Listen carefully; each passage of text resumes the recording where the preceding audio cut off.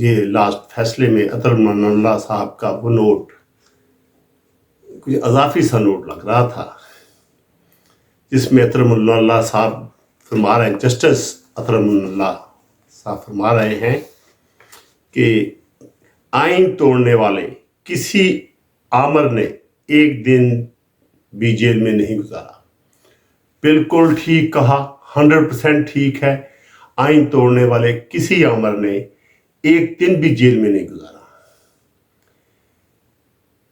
پہلا کیس، یہ recently case, بلکہ میں پہلے اس کا ذکر کروں کہ ایک آمر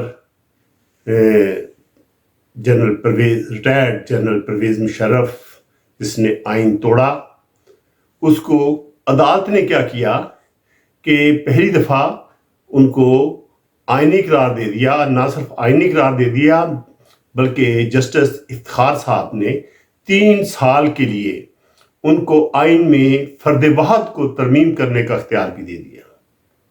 واہ، یہ ہیں ہماری عدالتوں کے فیصلے۔ ہماری عدالتوں کے بہت سے فیصلوں پہ تنقید کرنے کو دل کرتا ہے۔ تو وہی پرویز مشرف کو جب سپریم کورٹ نے اسی جسٹس افتخار صاحب کے زور پر نواز شریف نے آرٹیکل 6 کے تحت کیس چلایا اور سپریم کورٹ نے ایک اسپیشل عدالت بنائی جس کے سربراہ جسٹس سیٹ فقار تھے۔ انہوں نے جب فیصلہ دیا تو 3 رکنی ہائی کورٹ بینچ نے اس فیصلے کو اڑا دیا۔ اس میں ایک تو جسٹس مظہر علی نقوی، جسٹس مظہر علی نقوی کا دوسرا نام بھی آپ جانتے ہیں، بہت آج کل وہ ہے اچھا خیر اور مشہور، جسٹس امین محمد بھٹی اور ایک اور جج تھے۔ ان 3 ججوں نے اس عدالت کو ہی اڑا دیا، یعنی جسٹس وقار سیٹ کی عدالت کو غیر آئینی قرار دے دیا اور فیصلے کو بھی ختم کر دیا۔ لیکن پرویز مشرف پاکستان نہیں آ سکتے تھے، اور کیسے آئے یہ آپ سب کو، اللہ کسی کو ایسے نہ لائے کہ وہ فوت ہو کر آئے اور ایک آرمی چیف ہو اور اس کو وہ عزت بھی نہیں ملی دفنانے میں جو ان کو آنر ملنی چاہیے تھی، جو ان کو پروٹوکول ملنا چاہیے تھا۔ دوسرا کیس جو اس سے پہلے ہوا تھا وہ تھا جسٹس بلکہ ملک غلام جیلانی صاحب نے وہ دائر کیا تھا، اور ان کی بیٹی آسمہ جیلانی کے نام سے وہ کیس مشہور ہے۔ وہ کیس کچھ یوں تھا کہ ایوب خان نے مارشل لا یحییٰ خان کو منتقل کیا تو انہوں نے کیس کر دیا، اور دونوں ملک غلام جیلانی صاحب اور آسمہ جیلانی صاحبہ اللہ ان کو ان پہ رحمت کرے، واللہ کو پیارے ہو گئے ہیں، لیکن وہ کیس بڑا زبردست کیس تھا، اور جسٹس رمدے صاحب کے سسر نے وہ کیس لکھا تھا، اور بہت ہی زبردست کیس کا فیصلہ تھا، پڑھنے کے قابل ہے، لیکن عمل یہاں کہاں ہوتا ہے۔ اچھا خیر،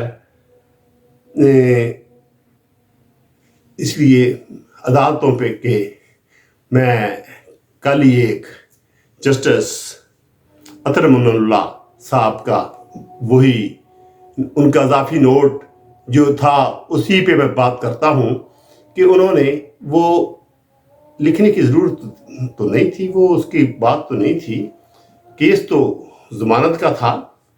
اچھا، لیکن عمران خان کے کاغذات نامزدگی لاہور لاہور کے حلقہ NA 122 سے جمع ہو گئے، اور کاغذات نامزدگی وکیل رائے ان کے وکیل جو ہیں رائے علی اور عمر طالب نے वाज़ेह किया कि गुज़श्ता रोज़ इमरान खान से NA-89 मियाँ वाली से कागजात नामजदगी जमा कराए गए थे।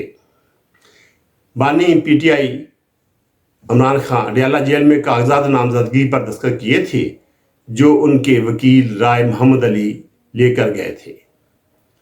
राय मोहम्मद अली का कहना था कि बानी PTI मियाँ वाली लाहौर और इस्लामाबाद से इलेक्शन लड़ेंगे।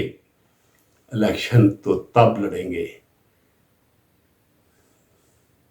चलिए खैर छोड़े इस बात को। बात फिर यही है कि जब जमानतें हुई तो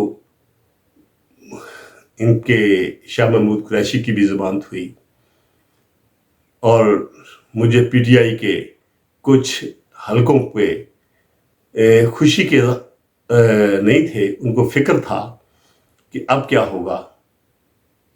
ये कहीं ये बाहर आ गए और आते ही उन्होंने पार्टी पे न कब्जा न कर ले। इमरान खान अंदर रहे और शाह महमूद कुरैशी किस तरीके से बाहर आ जाए और आते ही पार्टी को किस तरीके से दोबारा कोई इलेक्शन करा के या किसी और तरीके से करा के कोई करे, लेकिन बाहर दोनों नहीं आ सकते।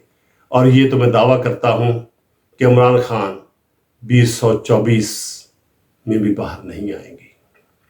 पता नहीं क्यों, ये मेरा दिल कहता है, ये मेरा गुमान है, ये मेरा गुमान है, ये मेरा ख्याल है कि वो 2025 में कहीं MP बाहर आएंगे और इससे पहले कोई मुआवजा हो जाए। अदालतें हमारी कुछ भी फैसला दे सकती हैं, वो फैसला देने के इख्तियार रखती हैं, लेकिन लग यही रहा है।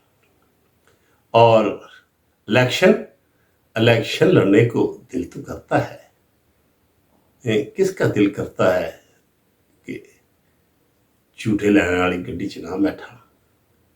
इमरान खान तो अकेले भी इलेक्शन लड़ा करते थे, अकेले एक सीट हुआ करती थी और परवेज मुशर्रफ के जिसको वो बड़ा उन्होंने केस, उन्हीं की हुकूमत में केस ख़त्म हुआ था जस्टिस फ़ख़ार अली सेठ का, और उन्हीं के पसंदीदा जज वो नकवी साहब, मज़हर अली नकवी साहब ने की और उनके साथियों ने ख़त्म किए थी अदालत। और इमरान खान साहब क्या बने थे जब वो हुआ था, तो उनके चीफ एजेंट बने थे परवेज मुशर्रफ साहब के।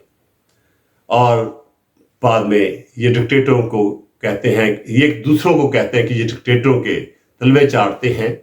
खुद ये परवेज मुशर्रफ साहब के चीफ एजेंट बने रहे।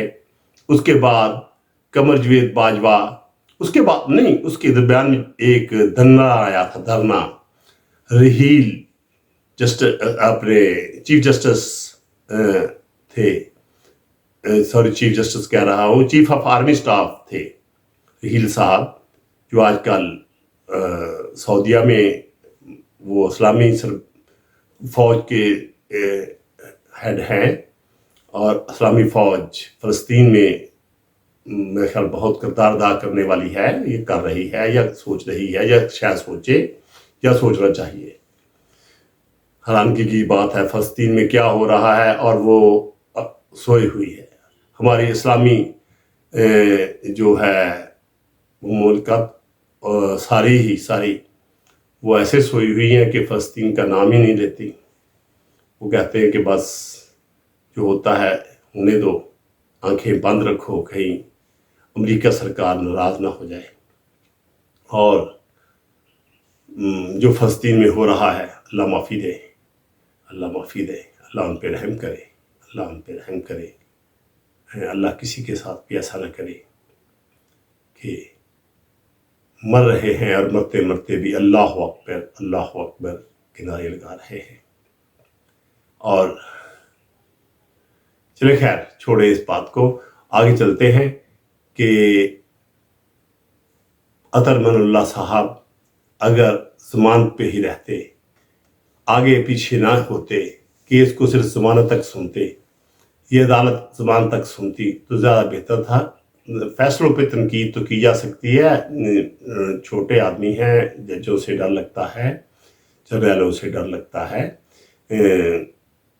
लेकिन भाई वो बादशाह हैं, कुछ भी कर सकते हैं। लेकिन अगर अगर वो अपनी ज़मानत तक रहते और ज़मानत देते या ना देते, ये उनकी इख्तियार था। उन्होंने ज़मानत दी, बहुत सही किया होगा, बिल्कुल सही। लेकिन मैं इस फैसले पे भी तनकीद नहीं करता, लेकिन मैं इस फैसले के इस हिस्से पे कुछ जो रिमार्क्स दिए हैं बीच में, इससे छोटी अदालत अब क्या सोचेगी?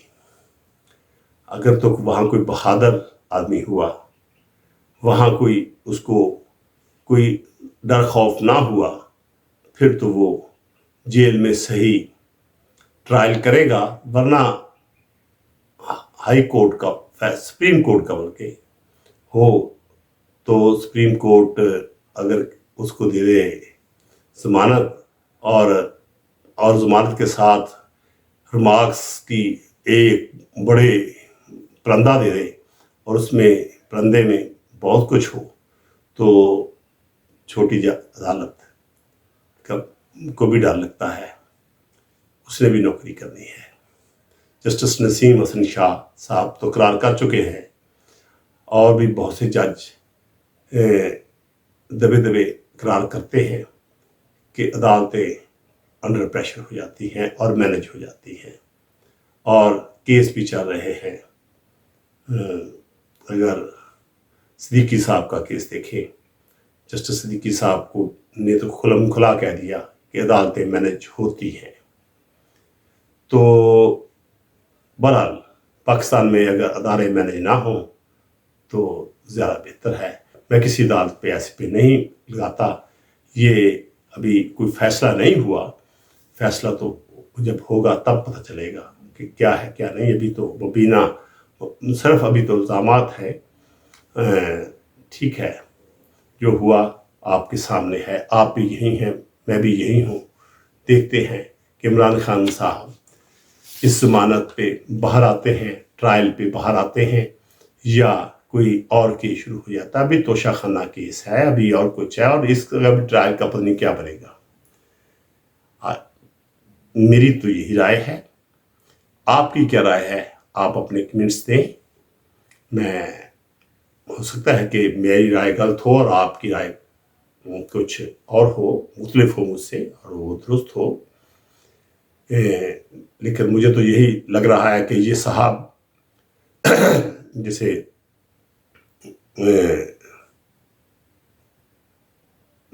इमरान खान साहब 2025 तक बाहर आते नजर नहीं आते, जेल में रहेंगे, जेल से बाहर आते नजर नहीं आते। और उससे पहले अगर कोई अदालत ने फैसला दे दिया तो वो एक अलग बात है, लेकिन मुश्किल लग रहा है। ओके, आप